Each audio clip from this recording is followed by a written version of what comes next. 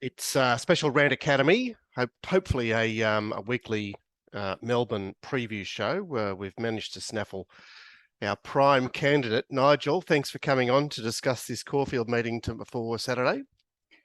Yeah, thank you. It's a great meeting. Started the spring carnival down there, first Group 1. So, and yeah, a lot of great horses returning. So yeah, great meeting to sort of start this academy on. And Gord will cracking card. Gord's excited as well. Okay, but we're feeding off a Caulfield meeting 2 weeks ago where the track was fast and the rail was out 9 metres, and we're coming into this Caulfield meeting where the rail's true and the track will be slow. How does what are you expecting given that scenario, Nigel? Yeah, well, overnight track was downgraded from a 6 to an 8, so just the 7 mil of rain, which I'd say it probably just a touch into the heavy there. But Caulfield's a really good track. They're really consistent and does dry out even with the cold weather down there. So a little bit of drizzle this morning. So I'd say the track's not going to improve today, but it's got the capability to improve a rating probably by Saturday. But yeah, we're probably looking at a slow 7. So inside expected to be good, and I'm sort of looking for horses that are going to be on pace. And how did the track play there with that wide rail a fortnight ago? Yeah, I mean the track's always very good at Caulfield. I tend to find. I mean I don't find there to be too many biases there, and I think at the 9 metre rail they were sort of winning from different places there. 300 metre straight, so more often than not, you do like to be handy. So okay, so that's the sort of profile that you would like in your selection, as in a horse that posies up. Yep. Yeah, it just feels like that, doesn't it? I mean, it's shaped a bit like Warwick Farm, but it does seem to favour horses handy to the lead. All right, so Gord's going to run through some of the early races before we focus on the quaddy legs. Gord, I did see a girlfriend of yours in race 2 that does. She's obviously prominent in the market. That's Saigon currently at $5.50. She obviously gets back, but she is fresh. Are you keen? Yeah, I am keen. After all that map talk that you guys are going on about there, I'm backing a horse that's probably going to be last or second last in run. I'm hoping there's enough pace on. But guys, if you have a look at its 2 first up runs previously, they had a lot of merit. I know they were only Wednesday grade in Sydney, but geez, it rattled home. And I like the fact it's in a small field, so it shouldn't be too far off them. Saying that, I have to bet in this race because I have to be against the favourite. Okay, so now, of course, Lady of Honour you're talking about, number 5. Lady of Honour is a lightly race thing, and obviously was super impressive last preparation, but I really rate the last run considerably, and I was quite disappointed with its resumption this preparation, so I'm happy to be against it, which just makes Saigon an easy bet for me. By the way, guys, you'll notice that I'm going to be biased towards Sydney form, but I bet round this year at this time of the year every year down in Melbourne, and it's been profitable for me following the Sydney form, so I don't find any reason to change my methods on Saturday's card. Nigel, are you across race 2 at all? I know we asked you for focus on the quaddy legs, but similar to Gord, I thought that Lady of Honour was pretty disappointing after the long spell, and I think the injury after. I think it attempted to go to the Magic Millions carnival. The horse that's of interest to me is Groovy Kind of Love. It's run good seconds last prep to Johnson Flying Mascot, and they're clearly a class above this field. First up record's okay. Last prep it finished 8th first up, but it was held up most of the straight. Just needed an aggressive ride from it to not sort of probably sit midfield as opposed to last. Well, yeah, so that's really the risk with it. But it's the only horse that I'd entertain backing. All right, and why has it look okay? It looks like a poke around with that rider booking. Is that a valid assertion? Well, look, Alana Kelly is probably one of the better apprentices down there. So I wouldn't say that it's necessarily a negative booking. I think. I will say this, Nigel, from ratings to win over the last 30 days, she's had 84 rides for 3 winners, a strike rate obviously of 3.6%, and she's minus 60% POT.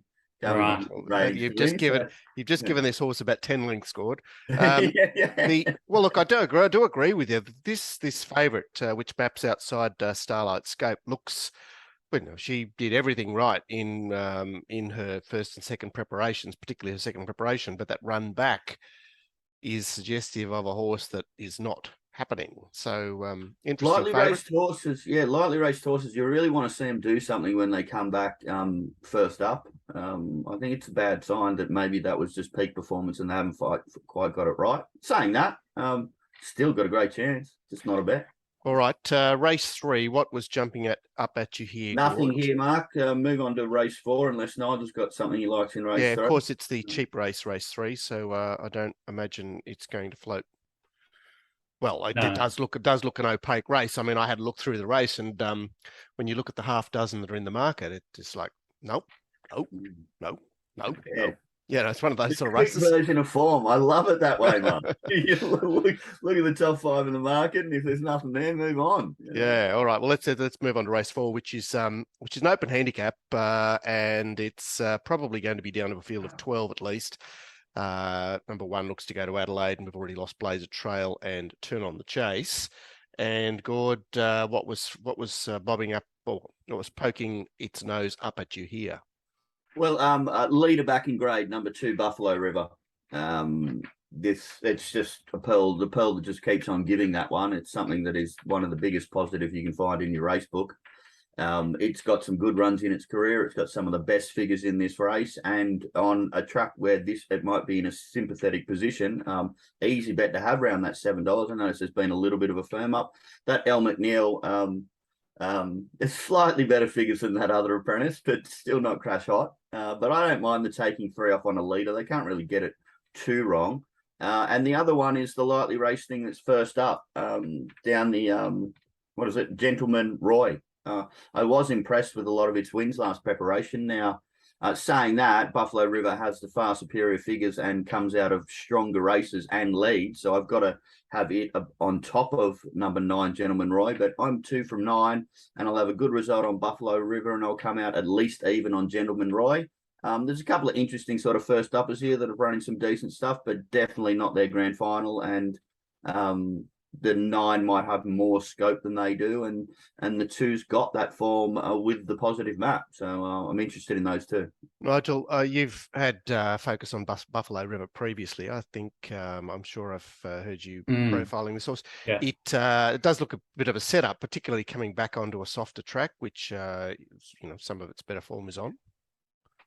Oh yeah, back a lot in class here and handles the wet. Yeah, pretty good.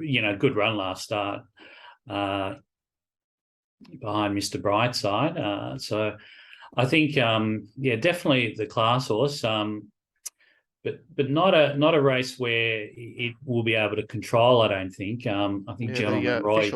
The official maps have Gentleman Roy poking up underneath, and Open-Minded, who's drawn underneath Buffalo River, contesting the lead as well. It's coming. I think this would be a situation, guys, where the 1 is happy to box seat first up, and will allow Buffalo River to cross. We'll see. All right. So, Nigel, you made mention of the fact that there is contestation for the lead. Gord's had his say. What is there anything that any analysis you want to offer here? I'm not really. I mean, the fact that those two may end up taking each other on a bit, the two favourites. I mean, I'd rather work around them with that scenario. But at this stage, I haven't really found a bet. I'm interested slightly in Rich Hips and Flash R. They're at even Banker's Choice. They're all first up, but they all have ability on their day. What about this lightly raced Kiwi that Moody's picked up? I Wish I Win. Does it merit? It's the Jamie Carr booking.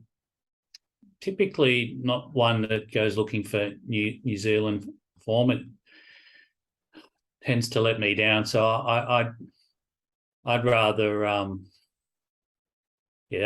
this stage I haven't found a bet in the race, but yeah, it's nothing will surprise me in this race. I think it's a very hard race.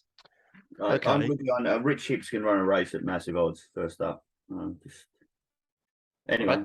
Now, race 5's got a really interesting favourite who obviously brained them at the midweeks last time after coming off a Warwick Farm run. That's Aft Cabin, the blue colours. It's coming back to 1200 in a race full of the yucky autumn form. Gord, is this a race that you want to tackle? That's so interesting doing these races, isn't it, Mark? Because like you look at running in the A grade Group 1 stuff last preparation, and normally that means a lot. But we've obviously seen it not standing up at the moment. Saying that, I think the Sheik has got a lock on this race more than he does on his wives. Okay. One of the two blue colours wins. So Dormier, if you notice that win at Caulfield last preparation, now that was super impressive. That was when Revolutionary Miss was flying. Jaquino, which is in the race as well, was a nice run in that race as well, but I don't think it'll have as much upside as Dormier. And the only two flops of Dormier were the two runs when it came back to Sydney for the A grade stuff, although whether it's A grade or not is maybe up for debate. But and they were both on heavy tracks, while all its runs on good had massive amounts of merit. It's proven at the track. I'm getting $7.50 to find out. I think the booking of Zara is quite interesting, because he would have had options in this race and he's gone this way. And saying that, Aft Cabin beat nothing last start, but couldn't have been any more stylish. I really loved its first up run in Sydney, which is why I had such a good bet on it last start at Sandown. And it could be the new form, sort of like a Zagotcha from Saturday or something like that. That could just blow these away. I think one of those two wins. I only think there's 2.5 chances. Dormier and Aft Cabin I've marked equal favourites, and third favourite I've got Jaquino, and 2.5 chances. Nigel, it is a very interesting favourite, isn't it? Yeah, it's. I mean, I think that a lot of people want to take this on, won't they? I mean, 1,400 back to 1,200, it's drawn a barrier where it's probably going to get buried away. It's not going to be able to get going when it wants to. Speed looks to be, horses drawn wide. So I don't know. Like, and for me, I find it quite open, this race. Sort of thought Zambogini and Lincoln Square, they were good winners in their first campaigns. Jackano, it's got super form. It ran third in the Blue Diamond. So I don't think there's much between a whole bunch of them here. I'm not confident at all. Why is Lincoln Square out of go free? You're letting the wives go free. Lincoln Square so wide in the market, given it's 1-for-1 at this track?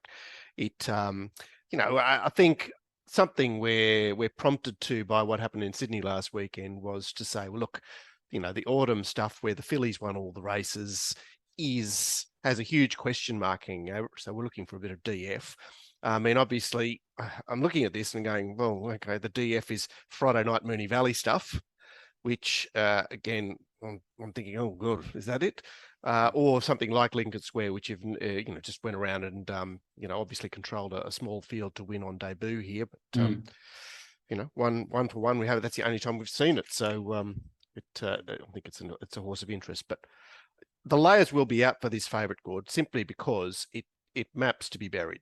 Map and and back in distance. Yeah. And it's a great situation because the horse just might have shitloads on him.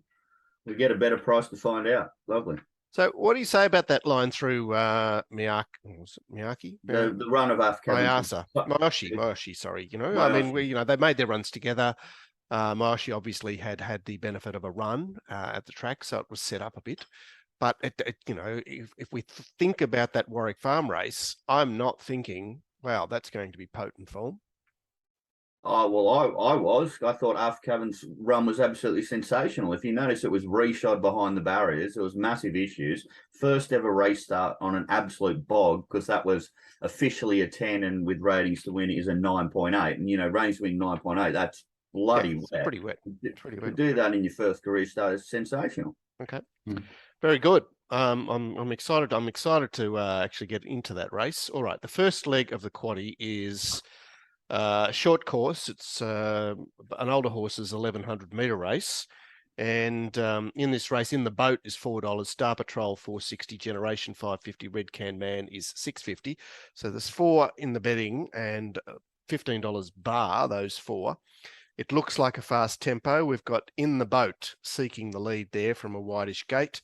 The Perth horse Red Can Man is poking through there from its rails position, and you've got The Move, which has pace, Kalos, which has some speed as well, just underneath the likely leader, and Generation shouldn't be too far away. Oxley Road may be caught wide. Nigel, I'll go to you first, because this is a race that we asked you to sort of pull apart. What's your analysis here? Yeah, I think the current heavy track really doesn't suit many horses in this race. I think there's Oxley Road, for example, and The Move. I think that they've been scratched recently because the tracks were too wet for them. So they're your on-speed influences sort of attacking In the Boat. So this could go from a high-pressure race to really just an averagely run race if those two were to come out. I think so I'd be keeping an eye on whether those two run. Star Patrol, I think, becomes well suited if it can come across with In the Boat. I mean, they're the two favourites at the moment, and this is an exciting race because a lot of these really are up and coming sprinters looking to make their next step towards Group 1 racing. A lot, they all really have quite good records. In the Boat, just a winning machine, races on pace. Star Patrol, once it's got down to Melbourne, it's just been running great times. That's freakish. Sorry to butt in here. Last November, it sits down the course, 9 lengths in a Hawkesbury maiden, and suddenly it comes to Melbourne and goes bang, bang, bang, and then runs second to another horse that's got that's unbeaten. That's short odds in the later race. It's mad, isn't it? Oh, some of the races that it was getting beaten in Queensland, its first five runs there were sort of terrible races. So it's just found an extra leg down here, down once it started racing at Flemington and Pakenham, and then Generations trialing like a jet, like absolutely put away game to the sword in its recent trial under a hold. It sort of loves Caulfield, goes well first up. Again, I'm not too sure it's suited by the wet track. The bet for me was Generation on Wednesday when it was a 6, but I'm a bit worried about it now that it's probably going to be a 7. So I've taken a position on Generation, and I'm looking to back Star Patrol. Yeah, okay. They're the stalkers, aren't they? They're in the front half of the field, but they're they're not part of the bracket that's seeking the lead. Gord, did you like this mob? I think it's a fantastic race. I am going to bet. I'm going to back 2 horses but there are 3 dangers. So I'm not going to back Star Patrol because I don't know. It was just that, as you guys have mentioned, that was just weird, that last preparation. So I'm just going to go, that might have been Fantasyland, or I'm going to hope that by not backing it tomorrow on Saturday. The other one that is solid in the market that you guys haven't mentioned is the Perth horse Red Can Man. Now I was going to be totally against it because it was running in not even the absolute A grade over in WA before it's come over to this. But if you notice, it's got some beautiful runs at Caulfield. I know quite a while ago, but I still rather err on the side that it's actually not going as well as on that occasion. If you were just betting off figures at track and figures done recently, even though they're WA figures, it would be favourite. But it's not a bet for me because I don't think it's going as well as last time it was over in Victoria. In the boat, yeah, really beautiful preparation, last prep, and nice stylish wins. Still got a sneaky suspicion that it's not absolute A grade, and these lightly raced ones are generally the ones I go looking for. So saying all that, I just thought there was a couple of easy bets here, which was number 3, Generation. Absolutely love that trial. Love some of the stuff and the cattle it's run against in previous preparations. And it's out of Schnitzel. So I wasn't going to have a problem of breeding with the slightly wettish stuff if it were around that 7 range, which I'm expecting. And the other horse I'm going to forgive, Jesus Christ, I'm going to forgive a very disappointing run at Morfettville, which is Kalos. And it's 20-1, guys, so I don't need to find too much about it, but it's got some lovely wins down in Victoria, like absolutely dominating General Bow. That was at Flemington on the straight, so I know that's sort of different form or the way I handle it. But look, coming in, it came up to Sydney and a couple of beautiful trials, and then slightly disappointing down at Morfettville. I expected more on that occasion, but with what it's done and the way it trialled and the massive jockey change, because Jay Carr goes on it, I can definitely entertain it at 20-1. So I'll probably level stake 2 and 3 and just cross my fingers that the other 3, the 2 lightly raced ones and the WA one just can't get the job done. Yeah, how did you line up the WA horse? As Gord pointed out, it does have a previous lifetime in Melbourne. Nigel? Oh yeah, I mean it's sort of one of the horses that's kind of exposed now. 30 starts, a 6-year-old. Yeah, it has reasonably consistent form, but it's the one that's unlikely to step up here. So yeah, it is possible it could win, but I think a number of these would have to be disappointing for it to win. Okay, so that's that's a bit of a consensus between you two. If we were going to have a consensus quaddie for Caulfield, it sounds like we're leaving out that horse, but including in the boat Star Patrol and Generation, and I would certainly be tempted to throw in Gord's Kalos. Is there another one there that I've overlooked? No, I don't think so. All right, that's race 6, the sprint, the feature sprint on the card. Then we've got a Group 3 mares race, which I did touch on this favourite earlier. It's the horse that bested Star Patrol. It's passive aggressive, and it's $2.60. Chain of Lightning $6.50. Isotope $7. Flying Mascot $9. Graceful Girl $10. Kiss on All Four Cheeks $11. Yet again, it looks a race on current acceptances that has plenty of action. The automatic ratings to win maps have Pride of Jenny, passive aggressive, and Flying Mascot contesting the pace, with Jump the Broom taking up a position just behind them, with Hellfest, who's also an acceptor for Rose Hill. Chain of Lightning looking for cover there, drawn on the outside of Jump the Broom. Nigel, how does this race present to you? For me, this is ticking all boxes. Passive aggressive, especially with the downgraded the track. It's one of the horses that's really suited by that. It's obviously it just had a shorter type spell, but all of its form has been on this soft 6, soft 7 type of surface. Yep. It's come back and it's had a trial over, the 990 and was sort of let run there on a heavy 9. It's obviously unbeaten. I know you quoted the map there, but I think the horses that you've got contesting the lead with it really aren't the type of horses that are 1,200 metre jump and run horses. They're more, looking on pace horses, sort of that will race on pace later in their Pride of prep. Genio, sort of coming back from the mile. Yeah. Looks to just take the box seat from gate 1, doesn't it? Yeah. So I think and some of the dangers to it in the market.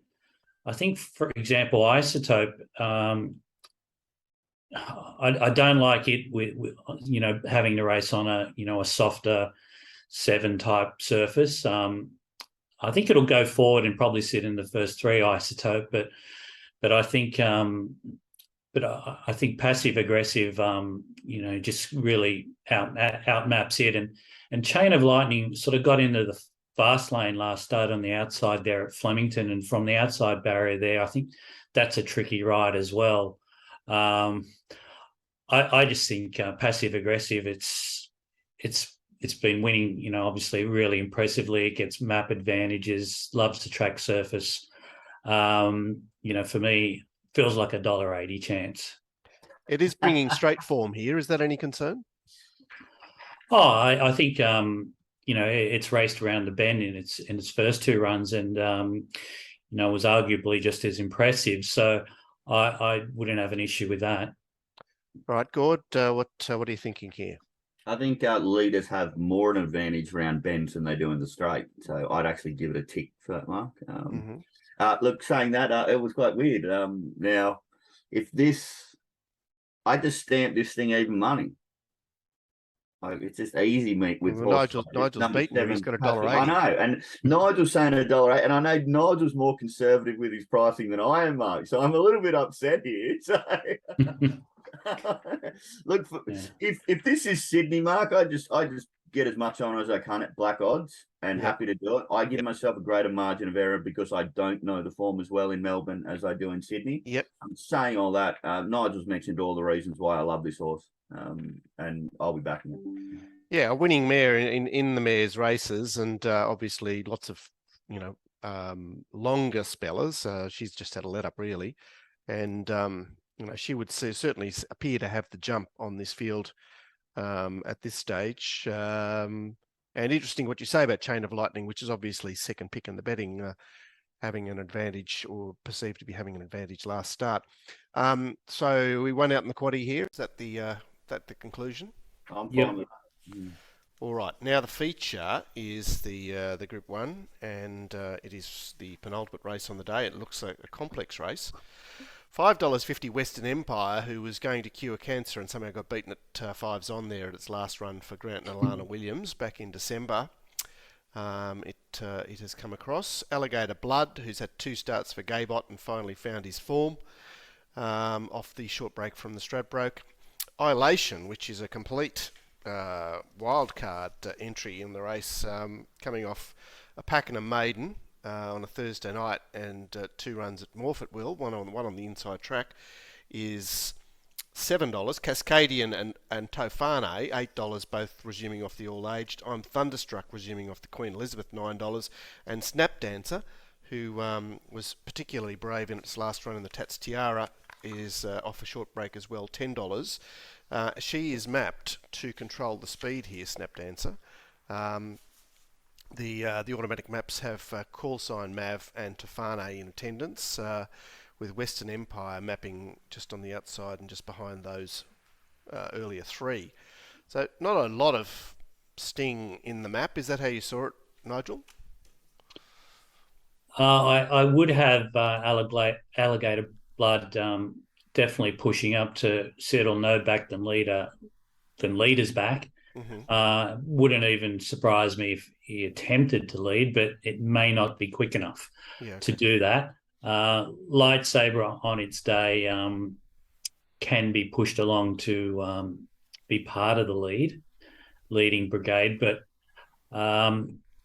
Tofane won the Orr first up last preparation by leading, but the problem with the map or the tempo here is that there's nothing really that's drawn wide that's going to charge across. A lot of the horses drawn wide, I think, are going to be restrained and settle back in the field. And when that happens, the ones drawn on the inside will be just happy to find their positions without using themselves up too much. Yeah, it does look. It does look a race that's going to be affected by the race shape. We've got this collection of decent horses, but some of them will be suited and others won't. How do you imagine he'll ride this Western Empire? Because it is drawn 3 from the outside there, and will they be positive or negative, or neither? I would guess negative. I mean, for a horse like Western Empire, my presumption is that it's going to be set for the Cox play. But it is resuming in a Group 1, so it's it's always a bit tricky, I find. If they're resuming a Group 2 or 3, well, it seems an easy call to make, that they'll just, adopt a position that is relative to their preparation. But Group 1 is obviously, it's there to be won. Well, I mean, that's true, but when you're setting something for 2,000 meter races down the track, you probably don't want to be revving up a horse to be contesting the lead, because it's possible that that affects what it does in its future races. They'd be content with just letting it settle where comfortable and working home. All right. So what's your analysis of this, given all the foregoing and whatever else you want to throw at us? Yeah, I mean, especially the 1400 at Caulfield there, it is really an on-paces distance, and some of the horses here that are in the market, such as Western Empire, Elation, I'm Thunderstruck, with their wide barriers, I'd expect them to go back. And the problem I have is not that they don't have the ability, it's that they have to make up 6 lengths on horses that have a lot of ability. And sometimes that's just too much to overcome. So in those scenarios there, it's not as if they're not the best horse, that they well may be, but I'd rather just find horses that are going to get the best runs. And Snap Dancer for me is one that I'd rather have on my side. I think it's proven last start that it can handle 1400. It's obviously in great form. I think it's ready to go. Trialed up well in Sydney behind Malkovich. The other horse that I want to be backing is Tofane. Again, I think it can settle in the first 3 or 4 here. Won first up track and distance last preparation. I think they're the 2 that I want to back and make winners, mainly because they're the best map horses for me. Yeah, and they're decent horses, and they will be quite. There'll be a lot of intent surrounding those horses because it's a Group 1 in a favourable position. Gord, what are you saying about this race? Absolutely unloading each way. Better the day. Number 2, Cascadian. Jesus Christ, I get everything I want. It resumed at Caulfield over 1,400 metres in the last preparation. It was a sensational run where it was in the wrong part of the track. It was a better run than Tofane, Lighthouse. And then I compare its trial going into that run to its trials coming into this run. It trialled 2 lengths better than Animo out of that last trial at Warwick Farm. It was an absolutely sensational trial. I love 1,400 metres. I love Blue Fresh. I love options from Barrier 7. I'm just getting everything I want in this price range. It could just blow. Look, I know it's a 7-year-old gelding, and I'm saying it's come back better than ever. Okay, but if we compare the Tofane and Cascadian runs at their last start, the all-aged, it was an absolute dynamite rail at Randwick that day, and somehow Tofane got caught 3 deep. It was the run of the carnival, I think, certainly given the conditions she endured. And this one had J Mac Barrier 1. Yes, I know. That was a fantastic run from Tofane. But then I compared their first up runs at the start of last preparation. I'm giving the tick to Cascadian. I'm also giving the tick because Tofane is going to be the same horse, and Cascadian has come back even better. If you notice, before last preparation, it only had the one trial over 900. This time in, it's had a 740-metre trial and a 1,000-metre trial, and the trial was just the best it's ever trialled. So I'm seeing significant spike in its performance. And I agree with you, Mark. B Shin, who has been riding in Singapore post Hong Kong, and has, I think, had 8 rides in Victoria. He's a great rider, but he's not in, I mean, this horse is losing J Mac. So what are you saying about B Shin?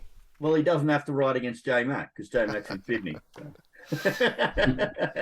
Have you paid any attention to B Shin since he returned, Nigel? Have you seen him?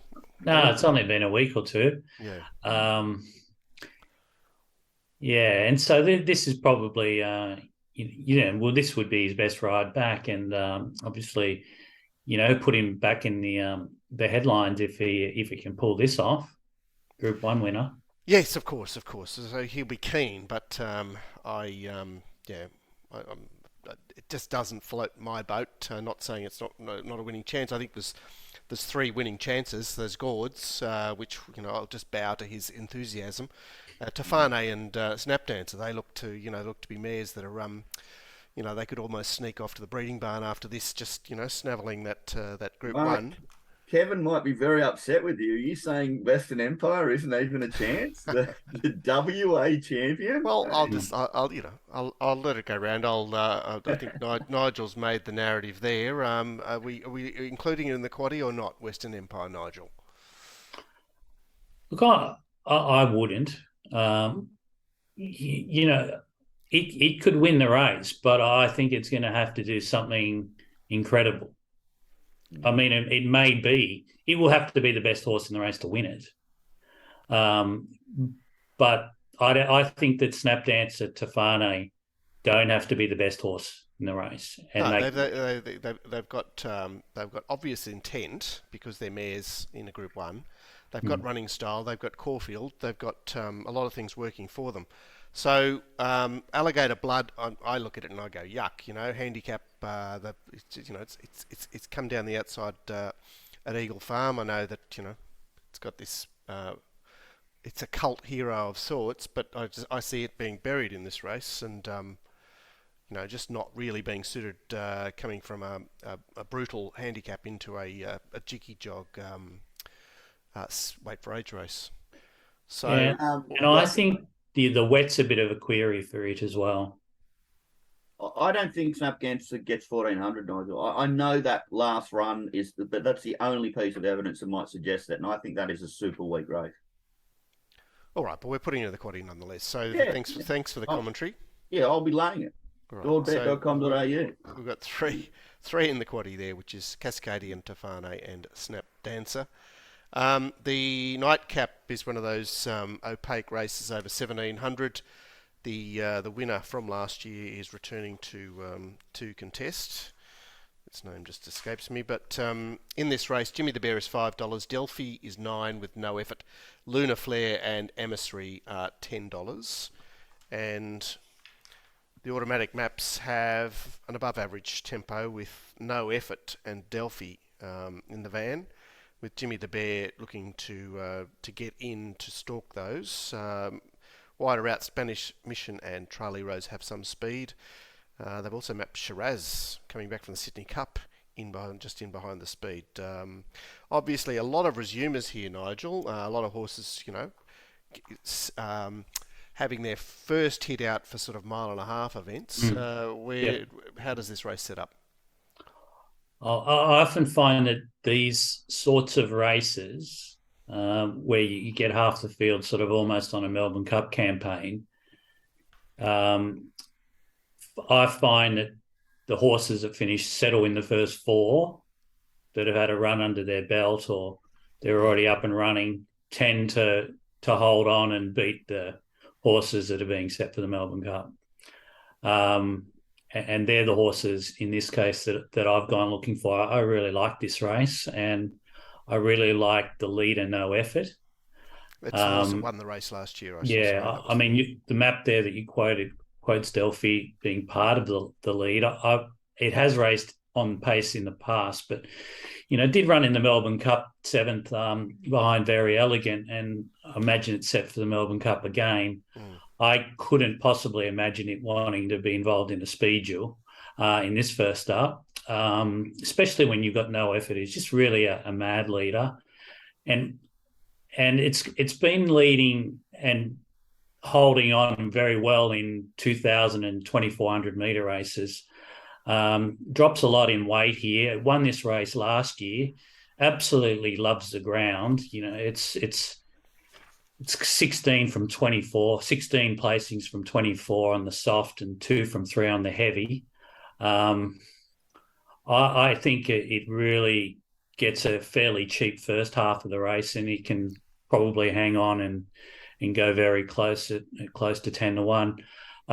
Jimmy the Bear, I think, is the other one that's up and running that can probably settle in the first 3 or 4. And for me, it's obviously one of the favourites, but it's very hard to beat. But I just thought No Effort at better odds was the bet.